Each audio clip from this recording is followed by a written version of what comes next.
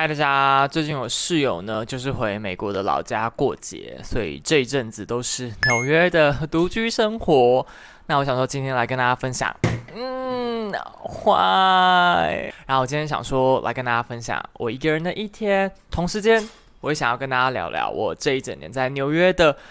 各种感受。就是纽约教会我的几件事，因为大家在看到这支影片的时候，我人应该已经在台湾了，就是睽违1年，终于回去台湾。好，但是我现在要先开一个 IG 直播，所以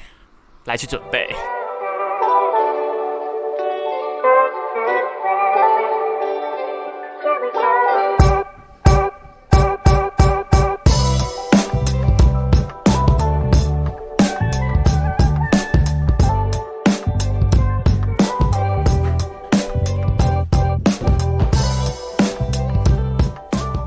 早上呢，我要跟大家直播分享我来纽约一整年看的书，所以我现在在 set up 没有错。然后这边有我已经准备好了几本书，但是我今天就是有一点赖床，所以现在就是一切都有点赶这样子。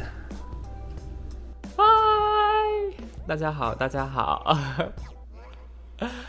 可爱可爱可爱！结束直播了，每次直播真的都非常的累，讲话讲到最后真的就是有气无力、口干舌燥这样子。好，那我想来跟大家分享我学到的第一件事情呢，就是我觉得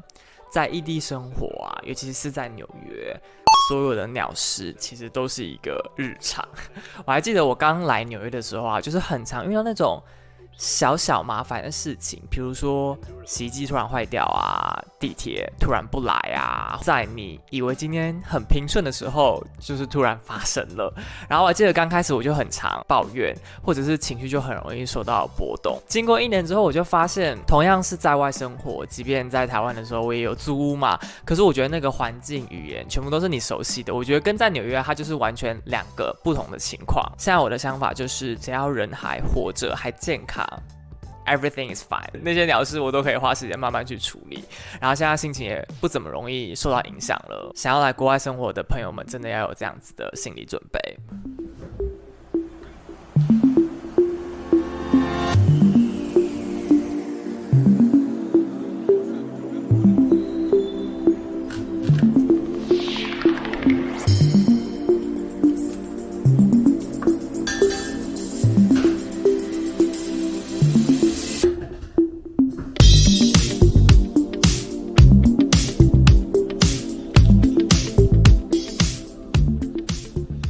纽约过去这1周以来，真的是明显体感有变热，所以我今天午餐就吃得非常清爽清淡。而且因为我明天就要飞离台湾了，但因为我房间的冷气，就美国或欧洲应该蛮多地方比较旧的房子，冷气都是拆卸式的。我就想说，我明天就要离开了，我就很不想要再请房东特意过来把全部东西都装好，然后我可能只用个1个礼拜。因为我到时候回来可能也接近秋天，我觉得又没有这么热到需要开冷气，所以我觉得我今年应该就是不会装冷气了这样。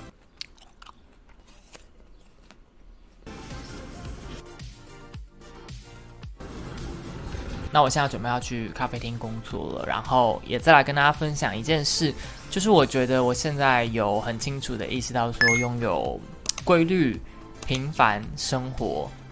是一件很重要的事情。就我还记得我去年来的时候，其实就是很想要追求所谓的纽约生活嘛。大家就是来美国就是想要找工作嘛，所以我除了手上的工作，我也一直在应征新的工作啊。所以坦白说，我觉得可能到5月中我结束 NYU 的工作之后，到现在过去这1个半月以来，我比较有在早上就起来处理手上的案子，然后可能到下午2、3点我就去散步、去喝咖啡、去看一场电影，然后回家做饭，然后早早睡觉这样子。我觉得这种生活它带给你的不是成就感，而是心灵上的那种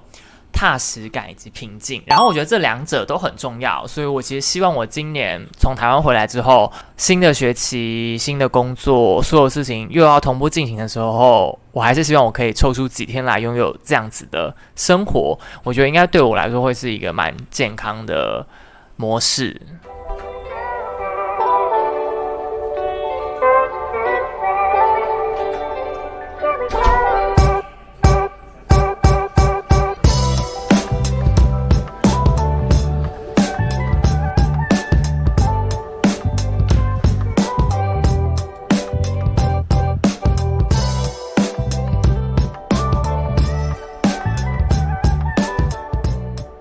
要飞回台湾了，所以我现在要来打包行李。但其实我没有什么东西好带回去的啦，主要应该是要带回来。但我就想说，把一些常穿的衬衫，然后饰品这些东西打包一下。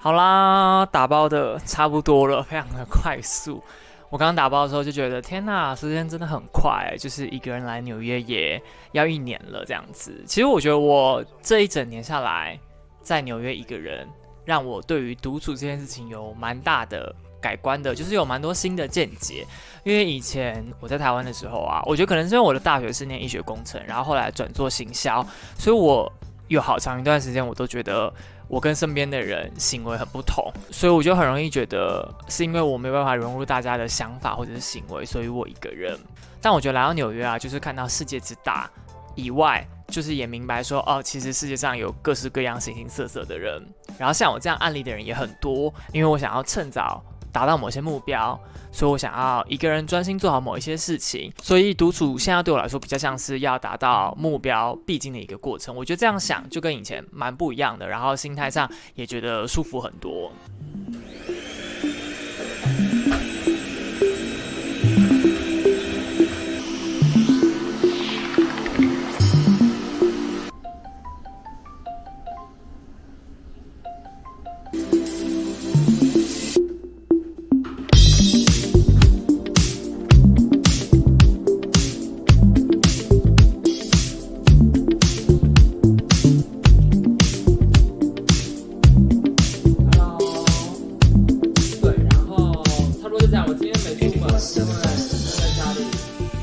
好啦，刚刚跟我妈通完话了，然后现在大家不要看天还很亮，其实已经8点多了。纽约现在大概9点才会真的全部天黑。我觉得在放暑假以前的那8、9个月啊，其实我就是不断在工作，不论是在 NYU 的工作、freelancer 的工作，或者是拍社群内容这样子的工作。所以其实前8个月到后期，我有发现说，我一直在输出，所以心灵有种被掏空的感觉。